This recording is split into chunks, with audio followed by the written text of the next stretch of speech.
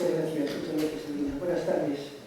Antes de nada, quería dar las gracias a Soñega por la invitación, por formar parte de esta magnífica mesa. La verdad es que para mí es un honor. Y bueno, yo soy practicante del camino, soy un apasionado y no soy imparcial. Por lo tanto, eso, digamos, simbólicamente podría ser un conflicto de intereses, ¿no? ¿Por qué se hace el camino? ¿Por qué se inició el camino? Bueno,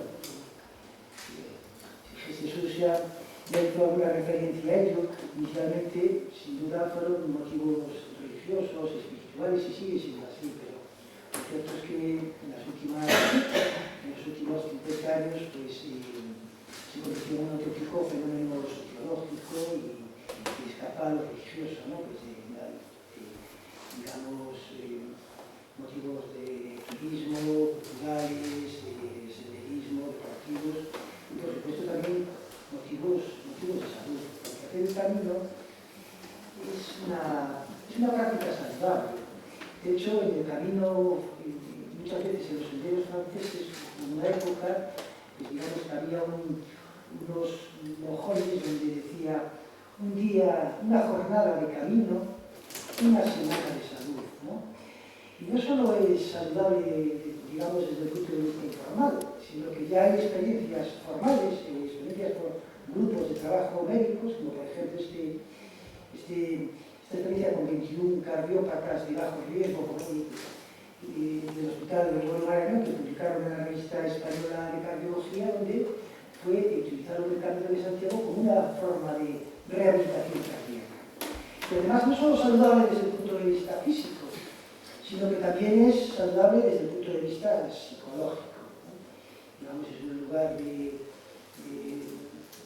para evitar el estrés, las tensiones y como dice otro médico, un internista de Cádiz, el camino, lo decides tú, hacer el camino es compartir, convivir, empatía, que sin duda pues lleva a una mejor salud mental. Bueno, lo primero que debemos plantearnos desde el punto de vista de la salud, cuando pensamos en hacer un camino de Santiago, pues es no improvisar. Deberíamos planificarlo. Y es curioso, porque un porcentaje muy alto de lo que lo hace pues, no es así. Como sabemos, en los últimos años, y sobre todo ahora con estos últimos años de pandemia, el sedentarismo y todo lo que acarrea el sedentarismo es un grave problema de salud pública, y por lo tanto, si somos sedentarios no podemos poner de la noche a la mañana pues, hacer 25 kilómetros de 20 a 25 kilómetros diarios pues, durante 10 años.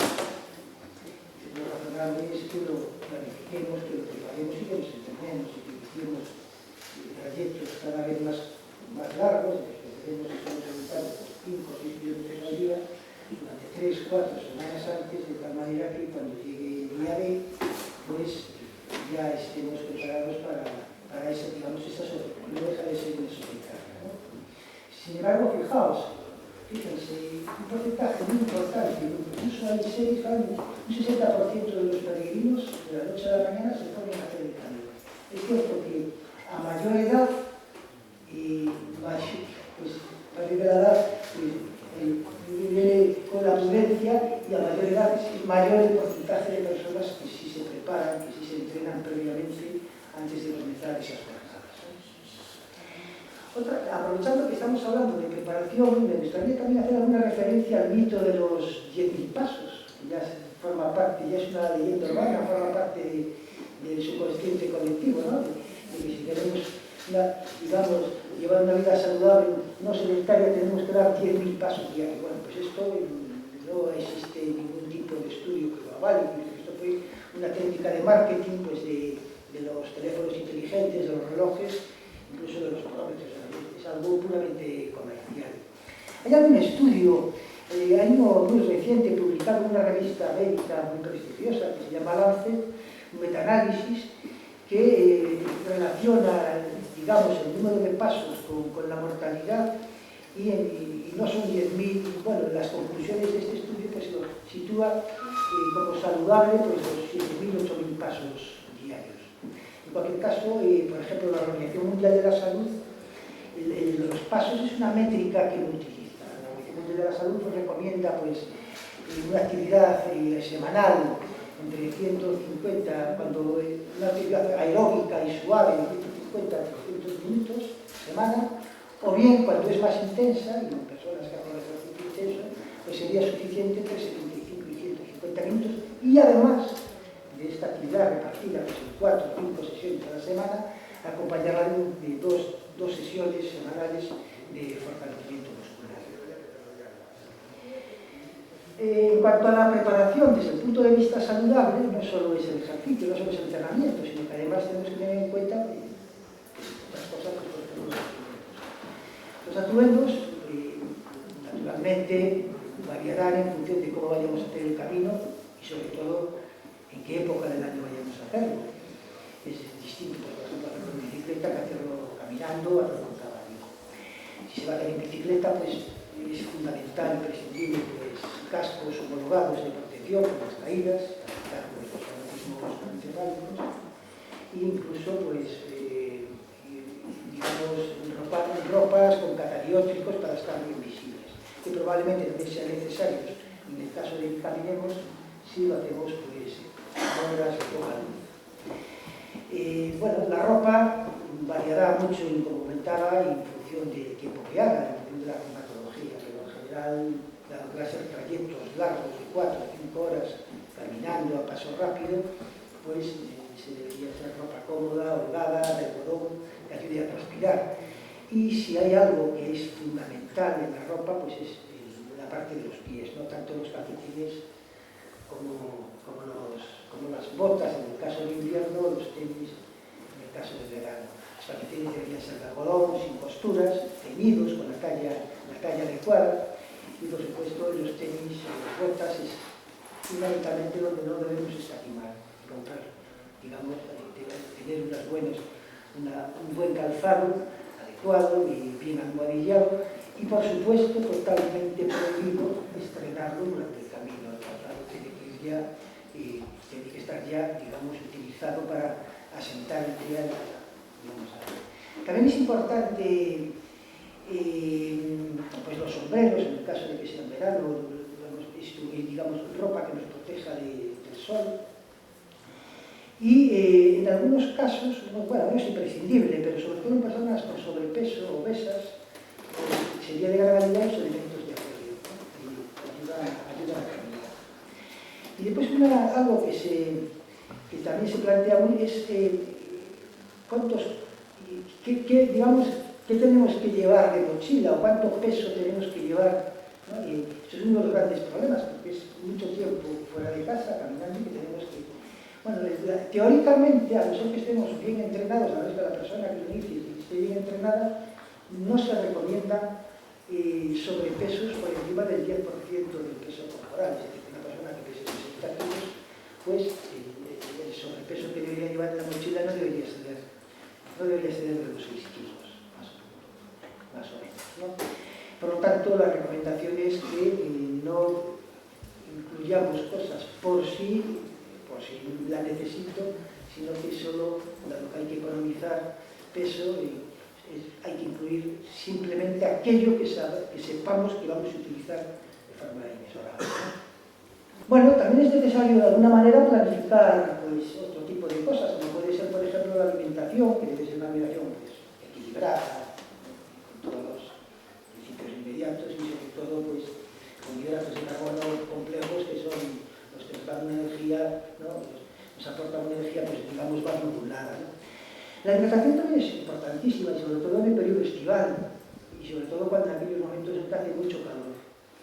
Es importante incluso tomar como hábito en estas marchas prolongadas, en momentos de calor, hidratarse, beber, incluso aunque no tengamos sed, beber periódicamente, cada 20-30 minutos, porque según parece, sobre todo los ejercicios más vigorosos, no solo caminar, pues, hacer footing o running o jugar al tenis, cuando se siente la sed ya existe algún grado de deshidratación y por lo tanto es mejor ya hay partida a través del vehículo. Y por supuesto el consumo de alcohol, no ya por hacer el camino, que debería ser en general, pero caminando 4 o 5 horas al día, el consumo de alcohol tiene que ser muy moderado, ¿no? Y siempre, bueno, ya lo forma parte también de nuestro subconsciente colectivo, 2 teléfonos que debemos tener presentes por si tuviéramos alguna, el 112 y el 061. En cuanto a la preparación, a continuación serían ya los problemas, ya pasamos de la prevención, que era, bueno, digamos que es la parte fundamental de la medicina, y ahora ya pasamos a la atención de los problemas que surgen en el camino. ¿Qué problemas son más frecuentes? ¿Qué problemas de salud, me refiero lógicamente? ¿Qué problemas de salud son más frecuentes en el camino? Bueno, hay estudios, bastantes estudios, incluso muchos estudios extranjeros, curiosos, está de moda analizar esto desde el punto de vista de la salud. Claro, los estudios varían dependiendo de dónde se hagan. Por ejemplo, este cuadro es una casuística hecha en el hospital en un hospital del Camino, el de Ponferrada, por un médico que se llama Rubén Molano, que curiosamente ahora está ejerciendo en el hospital de Monforte de Deus, Rubén Molano Zárate. Es un médico de urgencias, los divide en médicos y quirúrgicos, y bueno, y hay entonces de cólicos renales, incluso por eventos coronarios, pasando por esguinces de tobillo, fracturas, etc. Sin embargo, probablemente no sea el mejor sitio para, digamos, para averiguar cuáles son los problemas de salud de los peregrinos. Probablemente el mejor sitio sea a pie de camino, ¿no? Este otro estudio fue realizado con los peregrinos, haciéndole una entrevista a los peregrinos que obtenían la Compostela, ¿no? Bueno, pues sin duda alguna se lleva la palma. Bueno, aquí tenéis otro ejemplo de lo que os comentaba antes.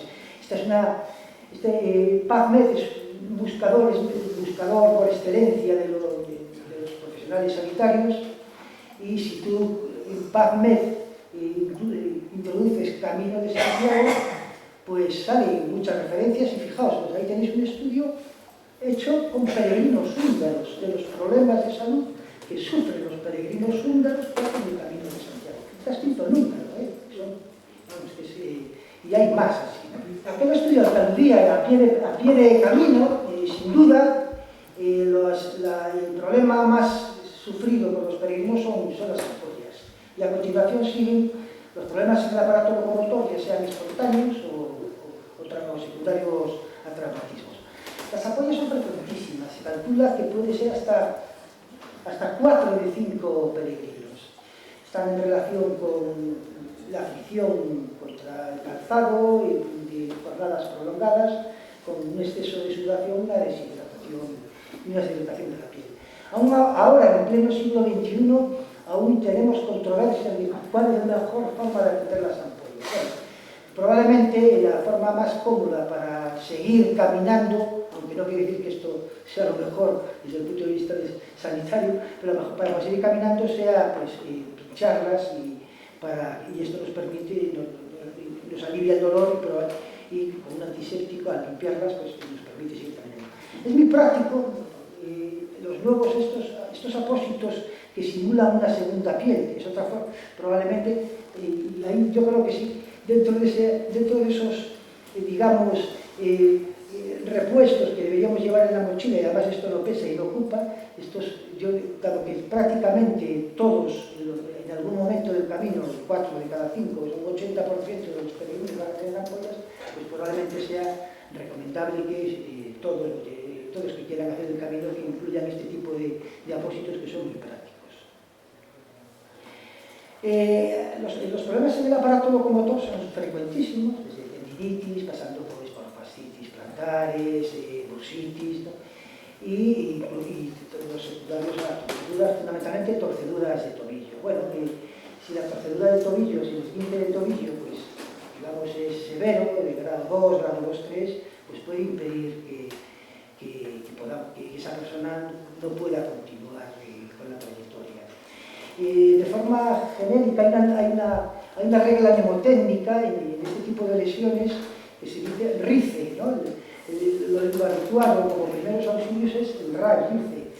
En reposo, ICE de ice, frío, hielo, pues aplicar frío a la lesión, vendaje, compresión, C y E, elevar el miembro, ¿no? Es lo que podríamos hacer pues, durante el camino 24, 48 horas de poso, 72 y ver si se puede continuar. No siempre se puede continuar.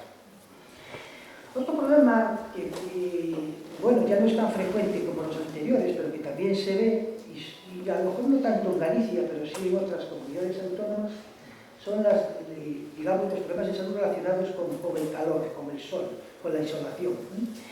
Como sabéis, nuestro cuerpo, el cuerpo de los animales, los seres humanos somos animales que tenemos una temperatura constante, y esto lo logramos a través de una especie de termostato que está en una parte del cerebro que se llama hipotálamo, y dispone de unos mecanismos para adecuar una temperatura constante, de tal manera que cuando la temperatura baja, estos mecanismos se ponen en marcha y les la suben, y cuando la temperatura sube, pues hacen al revés, ¿no? Fundamentalmente estos mecanismos, cuando hace mucho calor, pues son el sudor, el dilatar los vasos para mejorar la pérdida de calor y aumentar la frecuencia respiratoria para así perder el calor. El problema es que cuando permanecemos en momentos de mucho calor, mucha humedad ambiental y cuando apenas hay movimiento de aire, jornadas prolongadas, intensas, la actividad muscular aumenta la producción de calor, bueno, se ponen en marcha esto, y sobre todo en determinados factores predisponentes, como puede ser pues, las personas mayores que tienen estos mecanismos pues, ya no tan vigorosos, estos mecanismos de protección como los jóvenes, o las personas obesas o las personas que toman ciertos fármacos, como pueden ser los antihipertensivos, que los hace proclives a que puedan sufrir una insolación, un problema relacionado con el calor. ¿Y por qué se caracteriza? ¿Cómo se manifiesta este tipo de problemas? Pues aumenta la temperatura. Si en vez de estar a 36 grados y medio, que es la temperatura que debemos estar, pues esa persona empieza pues, a 37, 37 y medio. Notamos que la piel está caliente y de forma característica, al contrario que con la fiebre, la piel está seca. Cuando hay fiebre es una piel sudorosa porque funciona la sudoración. Y cuando se produce una insolación es porque se agotan los mecanismos compensadores o incluso a veces hasta se lesiona cuando es muy severa. Y por lo tanto la piel está caliente y seca, ¿no? Si sigue avanzando el aumento de la temperatura puede empezar con dolor de cabeza, náuseas, vómitos, alteración de conciencia, la persona se somnolienta, está somnolienta, incluso a veces puede estar agitada, confusa, y si sigue aumentando la temperatura pues puede llegar a haber convulsiones, incluso coma y la muerte. ¿Qué podemos hacer para evitar esto? Bueno, lo mejor sería naturalmente prevenirlo. ¿Y cómo lo prevenimos? Pues, entrenamiento. Las personas entrenadas tienen muchísimas menos posibilidades porque también se entrenan. Estos mecanismos compensadores también se pueden entrenar y adiestrar. Las personas sedentarias, obesas, son mucho más proclives, tienen mucha más probabilidad de tener un golpe de calor, una insolación. Y beber, también otra forma de prevenirlo es beber periódicamente para evitar que claudique la sudoración, para no evitar la deshidratación y de alguna manera si bebemos un líquido fresco, agua fresca, pues también contribuye a que nos baje la temperatura. Si la marcha va a ser muy larga, estas marchas largas con mucho sol, no solo deberíamos beber agua, no solo deberíamos hidratarnos, sino que además también deberíamos hacer un aporte, un suplemento de electrolitos, porque durante la sudoración no solo se pierde agua, sino también se pierde sodio y otros electrolitos, ¿no? Bueno, y cuando ya se produjo, cuando esa persona pues ya le duele la cabeza o digamos ya vemos que está caliente y con la piel seca, pues hay que sacarlo del calor, pues, ponerlo a la sombra ya ayuda. Si el nivel de conciencia aún está bien, que de momento es cuadro leve, pues debemos darle de beber. El problema es si ya está tan avanzado, que ya está, digamos, estuporoso, pues entonces ahí sí que no podemos beber porque pueden estar lesionados, atenuados los reflejos protectores en la vía aérea y hacer que ese líquido pues, que lo aspire, ¿no? Con lo cual no sería una... Y a continuación, incluso también está indicado si la temperatura es muy alta, por encima de 39, 40 grados, bajar la temperatura sumergiendo en agua fría y, por supuesto, llamar al teléfono 061-111. También es frecuente, relativamente frecuente en el camino, pues los contactos con animales. Estamos en plena naturaleza. Los animales pueden ser perros, gatos y pueden producir, entre otras cosas, mordeduras. Las mordeduras, en general, los médicos decimos que son heridas, bueno, en general no, son heridas sucias, porque los dientes nos inoculan en la piel y los tejidos que están por debajo de la piel bacterias. Por lo tanto, salvo que la mordedura fuera muy superficial o simplemente un arañazo, una mordedura debería verla siempre un profesional sanitario. ¿Qué podemos hacer antes de ello? Pues limpiarla con agua y jabón, y secarla y taparla. En Galicia no nos supone mucho problema, sí que las tenemos, yo en la profesional he tenido algún caso, no muchos.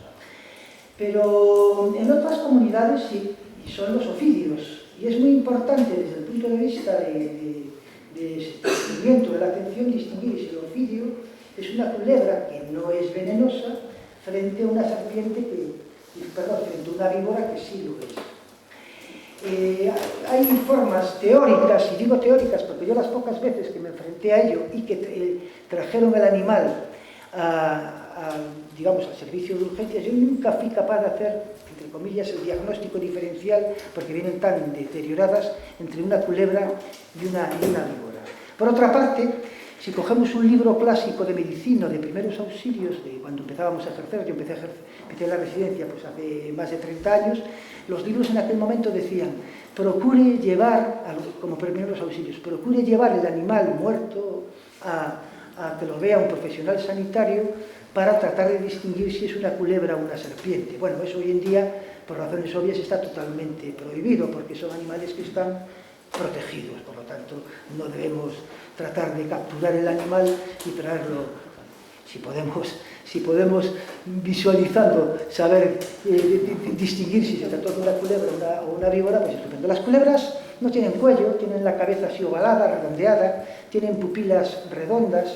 En las escamas supralabiales tienen una única hilera frente a las víboras que tienen varias hileras.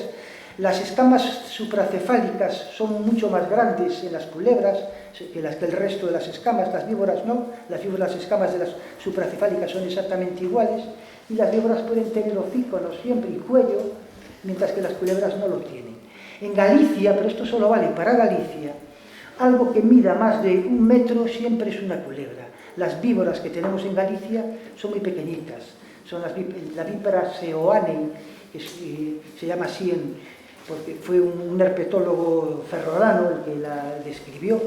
Pues digamos que es una culebra, es un ofidio, una víbora de muy pequeño tamaño, no suelen sobrepasar los 70 centímetros y además son muy poco venenosas. Por eso digo que no tenemos problemas. Este, por ejemplo, es un caso de hace ya muchos años, cuando trabajaba en el servicio de urgencias del hospital clínico, que me trajo un paciente y que era una culebra, pero ya veis que está muy deteriorada y no es fácil distinguirlas. Otro tipo de animales que también tenemos en Galicia son que también se ven, son la procesionaria del pino.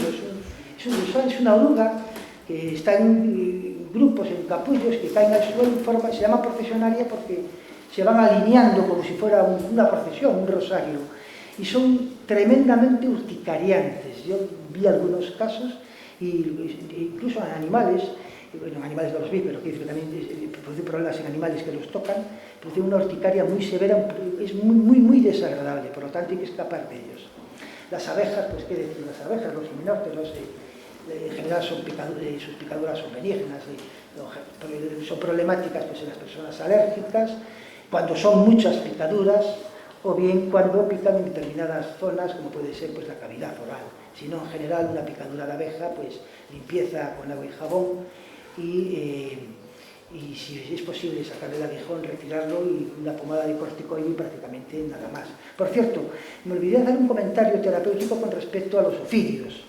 Pues ya tenemos una edad, recordamos aquellas películas de vaqueros y de indios cuando éramos niños, y ya también permanecen en el subconsciente colectivo de que cuando tenemos una mordedura de ofidio parece de succionar o de hacer un torniquete. Está totalmente contraindicada la succión por razones obvias, en los primeros auxilios no se puede succionar una herida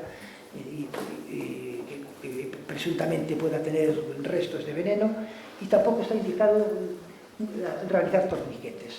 Lavado con agua y jabón, secarla, taparla, reposo y traslado a un centro sanitario. Y ya para finalizar, pues unas recomendaciones muy someras, muy generales, sobre lo que serían instrumentos necesarios ante las posibilidades de estas eventualidades, ¿no? Pues podría ser, y pesa un poco, pues un repelente, insisto, lo mínimo posible, porque solo disponemos entre 6 y 10 kilos para llevar, ¿no? Repelente de insectos, pues vaselina para evitar las quemaduras, digamos, por roce, las ampollas, protector solar es imprescindible, sobre todo en verano, es algo que nos están advirtiendo los dermatólogos desde hace ya años continuamente, de que nos exponemos demasiado al sol y que el melanoma se ha duplicado, la prevalencia de melanoma en los últimos años. Una crema hidratante, podemos llevar pues, paracetamol, ibuprofeno y apósitos de estos de segunda piel. Y bueno, empecé con una foto de la catedral donde yo nací, que es Tui, que es donde se inicia el camino portugués en Galicia, y finalizo con una foto de Monforte de Lemos, que es donde ejerzo, con mi centro de salud, que es precioso, y con el castillo encima, que forma parte del camino de invierno. Muchas gracias.